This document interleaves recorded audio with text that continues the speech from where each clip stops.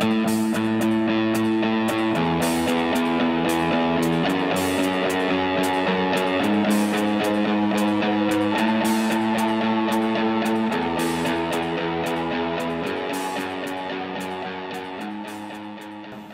by faith, we just say, as heaven, on earth as it is in heaven.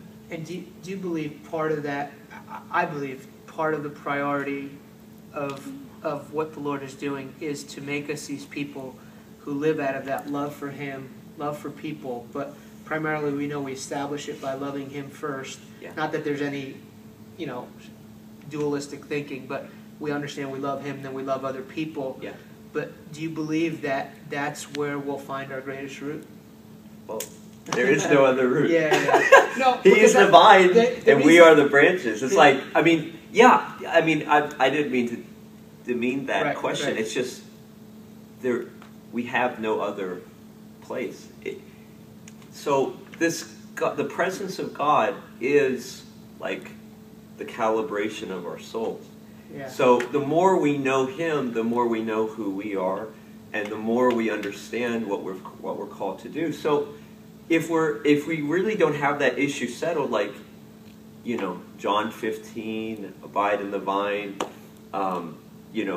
Philippians 3, I count everything as loss for the sake of knowing Him.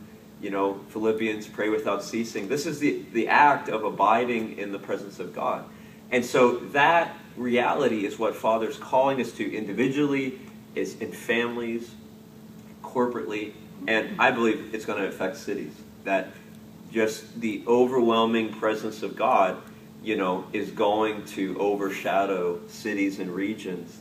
And it's like, but that reality of His presence is the root which we draw from for everything that we do.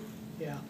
I want you to share, I know that there's something that's been burning in your heart. You felt like last month to release it in Maryland, a place that I was just at. Yeah. And then you really just shared with some leaders last night. We were just sitting.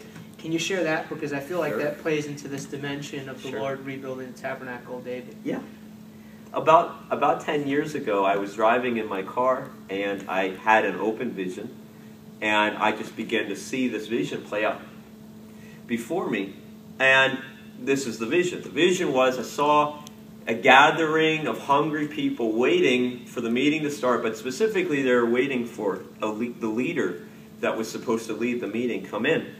And when I saw the leader, he was a young guy. He was maybe 24 years old. But this guy was carrying incredible power, authority, and anointing, not in a corrupt way, just a pure, genuine authority from heaven. And I understood this guy, was shaking the heavens. And that transition to, God showed me a picture of the United States. And normally when you see a map of the United States, you see all the state lines. There were no state lines.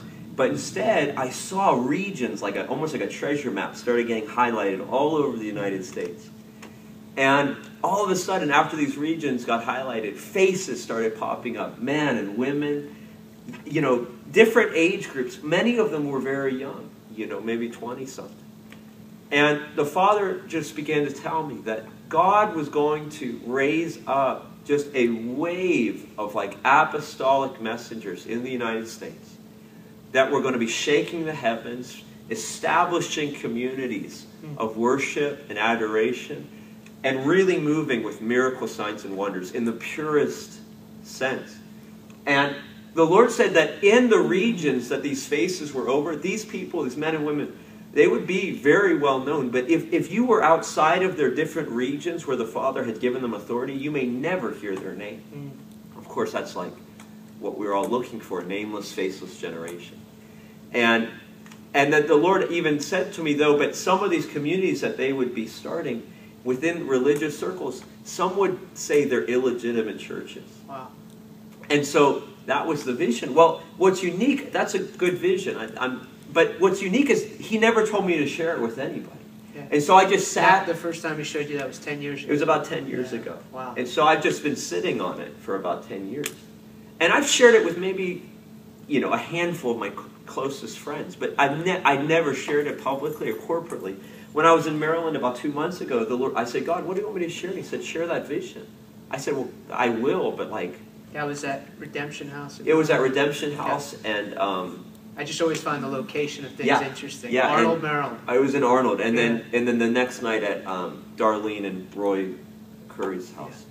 And so I said, God, I'll share it, but why now? And God just said immediately, because it starts right now. And God said to watch the next 5 years, because all over the United States, God is going to just start raising up men and women that are going to be just moving in miracles, signs, and wonders, and establishing communities of worship and adoration that it's going to be pure and full of what we're all crying out for, that real, just apostolic power, miracle signs and wonders, and the preaching of the gospel and the salvation of souls.